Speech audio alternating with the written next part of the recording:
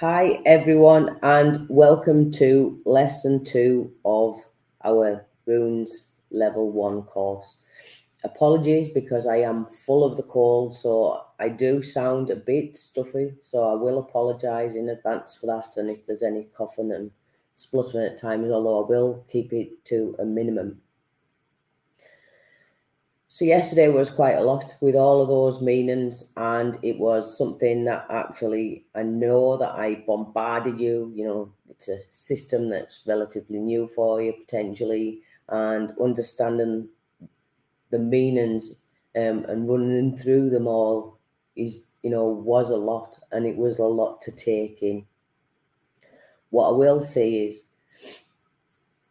those meanings, the best way, and this is a way that I've personally used, is to take one rune a day and carry it with you, keep it in your pocket or your purse, and spend time actually getting to know what that rune feels like, because they all have a really strong energy and they are very dynamic, and the quickest way to get a handle of how that meaning is applicable is keep it on you.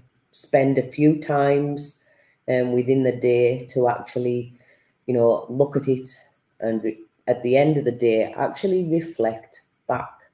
For example, if you pull Rido out for the day and you spent your day at work or wherever, and you come home and at night you're reflecting upon it and you find that, well, actually, I've made plans to go out to lunch, or I've made plans to go on a business trip. I've made plans, we're preparing for this. This is what, I understand what Rido means in that sense. Taking a journey even that has already been planned. So the best advice from me to give to you with regards to handling the meanings and really getting into them is just spend time getting to know them. With regards to any form of divination, get to know your system, build a relationship, because it is a conversation that you're actually having between the system and yourself, and runes is no exception to that. It is a conversation in which you're having. So get to know, how does it like to communicate? Some systems like to really, guide you, take you by your hand and say it's all okay, there. And others will tell you exactly how it is. And, get to know the ways as people, we all converse. We have different communication styles. Understand that systems do also. And there's a fun in that, in learning the ways in which this applies. For today's lesson, we're actually looking at techniques and building that narrative, so expanding upon those meanings. And what I mean by that is actually what happens when you integrate more than one rune together. What does that then tell you? And there's going to be two ways in which I'm going to show techniques in the ways to do this. To draw, actually, we're doing some mini casts at the end of the week. But so for the purposes today, we're literally drawing our runes out of our bag or off the table in front. And I'm going to be showing techniques for both and allowing you to really see by using examples of the ways in which actually runes communicate, and how you yourself can actually build that and have that narrative really easily. So I'm wanting to make it so it's something that's really kind of accessible and a really smooth way of interacting. So I'm going to flip the overhead on. Hopefully it'll work. Yes, here we are. So I have my runes laid out face down. And I also have a bag of runes as well. So I've got two sets today. Now, the first method is literally you have all of your runes face down on a surface, and you can, shuffle them about, give them a bit of a mix up,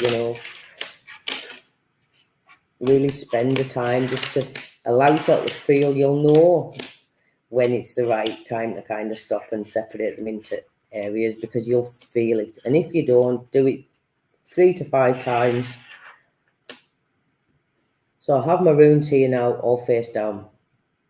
Now, when it comes to pulling runes, so pull them by hand out of a bag or off a surface, I will not read the runes in a reversed position.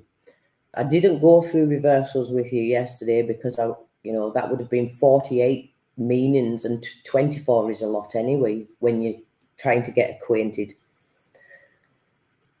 But actually, face down, the runes have an energy. So if you do any kind of work, energetic work at all, allow your hands to actually just sit, and I'm quite aware above, and you can really feel the energy. And some will have a push and others will have a pull. So you just literally are moving your hands around and allowing yourself to pick up the one that your hand is drawn to. So I've picked 2 here, and I'll turn them over.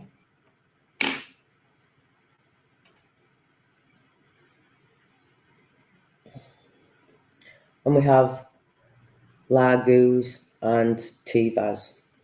Now, I haven't set any question or anything like that, but looking at the 2 together, you've got Lagus, which is that flow, it's that nourishment, it's those emotions that actually move, through, it's that ebb and flow within that sense. And then you have Tivas, and Tivas is all about integrity, doing the right thing, it's honor, it is fair, what's just and fair. So when putting them together as a literal, it's like the flowing of emotions is even as an advice, the flowing of emotions make sure that they're just and fair. So it's about understanding from that sense, looking at what emotions are, looking at the fundamental of them and seeing if they're right to be a feeling or if they're not. Now, that's just 2 that I've pulled up without a question, but that is a literal, guidance. And you can also, later on, we incorporate the actual essence of Tivas and where it's pointing. It'll show where that fairness is. But that is a little example with 2. I'll pull 2 more. So, advice for the rest of the evening. And if you haven't got intuition, the feeling, the sensation of feeling, see, I've literally just picked 2 up. So it isn't something that you're needing to be able to grow upon, although it's something that you might feel drawn to try and keep practicing with that. But if not, allow yourself, your hands to just naturally go to where they want to go and pick it up.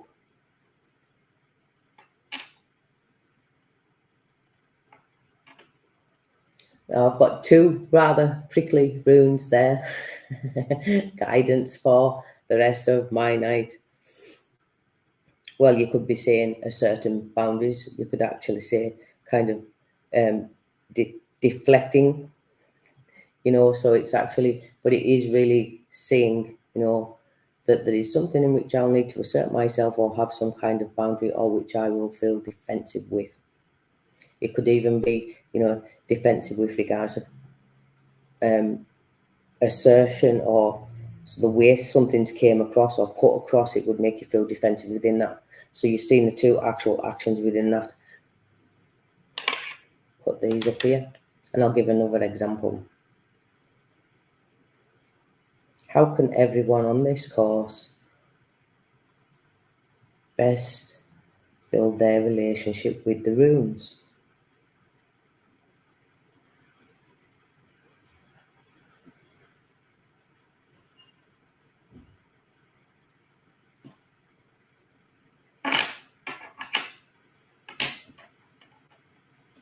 And you have Urus and Yera. So how can everyone, get the best out of learning the runes? Actually harness your determination and really have that inner strength to push through, have fortitude. When you're finding it hard, continue going, because you will reap the benefits that way. The ability to actually be a stronger reader is what you would like is something that will actually come from that. It will come to fruition.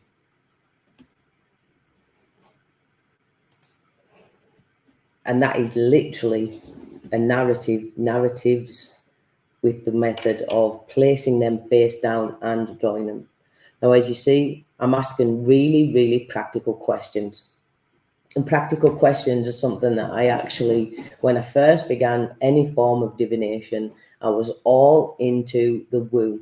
I really wanted to understand the big spiritual questions, which really propelled me forward on my path and helped me understand the universe in a bigger way. But there's also a need to kind of understand practicalities as well. And I am a very practical person. So I like to know how to approach something or the way in which to do something so that I could do it to the best of my ability, so that I can actually get the best outcome, so that, you know, everything is how it's meant that way. So, for example, if it shows I'm going to have internet problems, I'll try and mitigate that in some way and be able to counter it. So I can actually take what's something that's showing as a potential negative in that essence, actually turning that around into a positive, especially if it's an occurrence of something that which is going to happen. Our next method that I'm going to actually go through is using a bag of runes. Now, my bag of runes is a lot different to the runes that I use when I'm actually doing placements with that. Because my bag of runes are actually, you know, the real small counters. But these are perfect when it comes to casting. They're perfect to be able to, you know, stuff in your bag or your pocket and pull one out at any time. So they are, you know, there is no right or wrong of what you want. But what I will say is the bigger ones, the bulky ones, are a lot more problematic when it comes to actually casting. Or they are for me because my hands are really small. So, sorry about that. When using your bag of runes to actually draw from, most people, or it is recommended that you would use your right hand. That is because for the majority of people, your right hand is your dominant hand. But I actually use my left hand. So use whichever hand that you actually feel most comfortable with using, and make sure that you continuously use that same hand whenever it is that you are actually reading. Now, I use a different hand for reading for myself as what I do reading for others. You'll see what works for you, but the method literally is you have your bag and you can hear the runes shuffling about. So my hand is literally moving all those runes about, and I will pull one out. And then I will pull another one.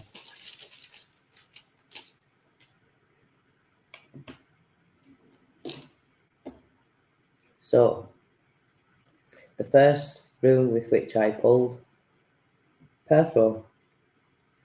And that's, you know, the unexpected. It's, you know, that lock up, you're taking a gamble, it's a chance. So it's something, when it's upright, is in your favour. So there's some element of surprise within that unexpectedness.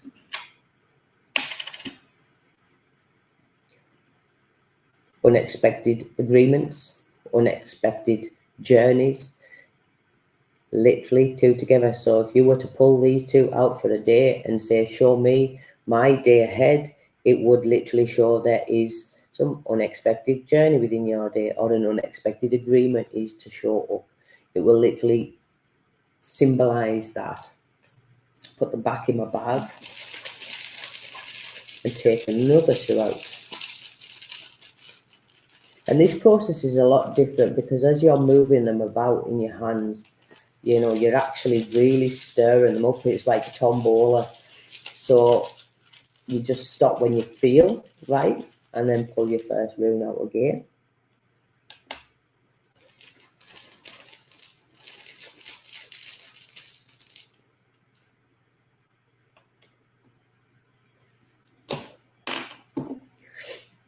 First one is Tivas, and TVAS is integrity, fairness, justness, honour. As I keep saying, it's leadership as well.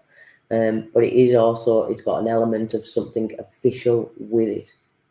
So you have, an official, you could even say decision with that, because TVAS is something that, if you were having a court appearance or waiting on a letter, an official letter, you would have TVAS in there with answers. But TVAS,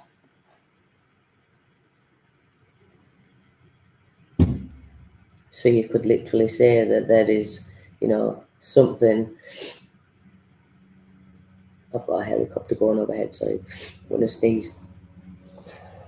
There is a decision, there's a fair decision, there's a decision that's actually been came to, which is going to make you feel immensely joyful. And that's, again, if you pull that in a day and then say that, you're literally putting your two together into a sentence, what that means, how that means. And I shall do one more.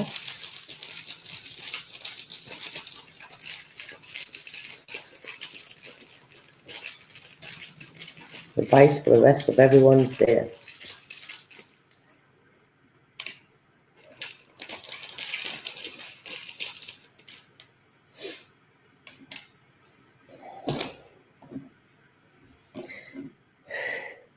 So advice, if anything's, if there's any kind of disruption or things, going on around you, communicate that, have insight, gain wisdom into the things. Conversations will be had, or have conversations about the things that are actually disruptive. Disruption brings wisdom. Understand the fundamentals of within that sense. I keep looking really strangely at my screen because all I am seeing on the live on my Facebook is the refresh page. So I'm not actually sure at this point if I am being seen or heard, or even if it's going through as it's meant. Somebody could write a comment in the section, and I'll be able to continue. It's kind of off-putting because I think it's broken, but it's not. Haggle has disruption in the communication. Who would have known?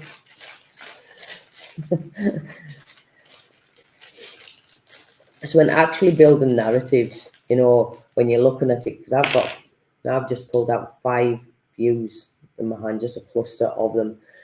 Have fun making up stories, something unexpected, which will make you really happy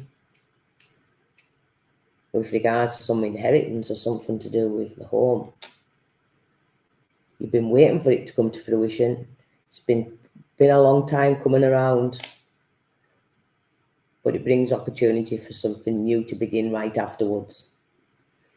So you could see there, that's literally just pulling those few runes out and actually just putting them into a story. Have a practice in actually, making up stories. I used to do that all the time in my tarot deck, and with my runes, and actually see, what was going to be happening next on an ad break between a TV show, what's going to be coming next in the next installment. I would even sit and I would actually just see a challenge to myself to see if I could, build a narrative, and how long I could actually go for. And when I first started, I would maybe hit 2 to 5, and then I'd get stuck and I'd be like, right. But before long, that 2 to 5 became 7 to 10, 10 to 15, 15 to 20, right up to the full, going through them. It's only by actual practice and having fun, because you need to be able to have fun. If you don't have fun with something, you really switch off. And, at that point, you don't really, take it in or see the impact in which this is having to your actual learn. So always try and have a bit of fun with it, let loose, and understand that you're actually just building a relationship at that time. It's something that's really, really sacred. It's something that actually becomes a part of your life. My runes actually are me. I'm at one with them. I spend time conversing with them. I put energy into them, and they give that energy back in what they tell me. And I want anyone that thinks that they're not going to be able to get this, it's too hard a system, or it's something that they can't really get their head around. Honestly, you truly, truly can. When I first started reading runes, I started from scratch, and I had to really get to know them, build that relationship with them. But the more that you do it, something just clicks one day, and you start seeing it, in understanding it, and then actually start really being able to expand. And it's something that you've only got to get that one little click, and once you start, that's really you. And hopefully these 4 lessons are going to have that click for you, that you're able to actually then really start enjoying, and not really fearing, and as well be open to being wrong, because sometimes we all are, and that's part of actually learning too. But have fun with that. In the time in which I actually learnt runes, I had nothing but time, and I gave that time to it, and I had to make my own kind of enjoyment with them at times, and I really did. And sometimes the answers in which I was given, I would put my runes down and actually not touch them for a day or two, because I'd taken a bit of a stop with, the truths in which I'd been told. But it just made me have a little bit more reverence for them and understand the little, the side order. They're like, on a scale, it's like you're very strict kind of headmaster kind of energy, in which they'll actually tell you blunt, they'll tell you how it is, good or bad. They don't discriminate. It is what it is, that way. But it's something that you really have to kind of give yourself the opportunity to actually master. So give yourself that time, with your runes, and really, make the runes work with you. They do command respect. They are a very, very strong energy, but it's one that actually you'll never look back once you start being able to read. And in the time in which I actually learnt runes and learnt how to use them and how they communicate with me, from then I've went from being able to do that and learning and building confidence in myself, to reading professionally, to teaching people, and actually winning awards with regards to reading them. And if I can do that, any one of you can, and I really hope that you do, because it is something that is incredible. They are an incredible system. I'm going to do one more pull, and then I'm going to let you go for the evening. Practice, have a good practice with them. Keep going, keep having fun, because it is something that once you start, you're never going to look back from. Let's see what I can ask. So as you can see, I'm just rolling them around now.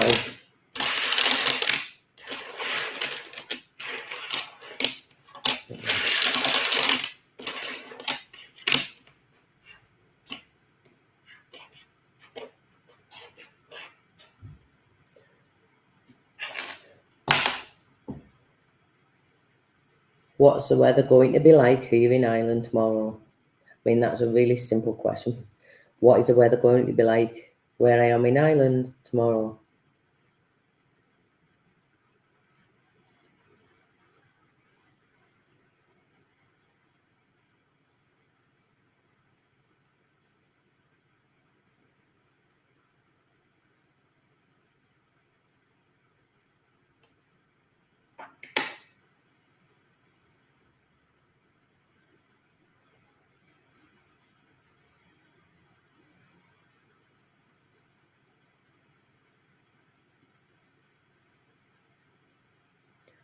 Oh,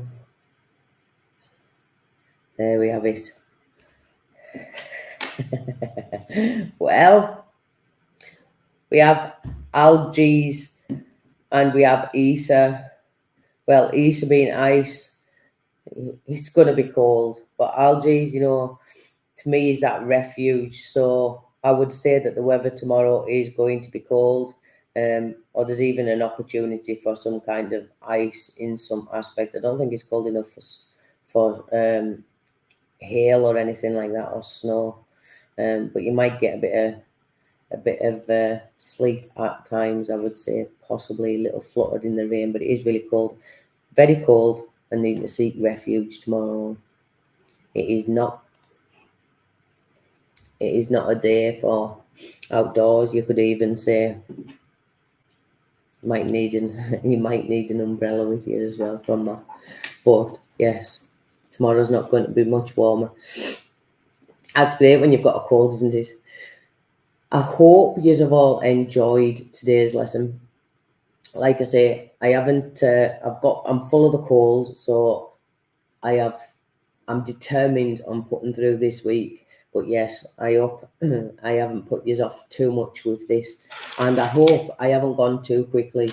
If there is anything that anybody wants me to reiterate or go over or answer or anything like that, please just write in the comment section, and I will be looking at the comments after the live, etc., and tomorrow, so that I can actually make sure I answer any questions that people have, because I want to make sure that you can find runes as easy as possible.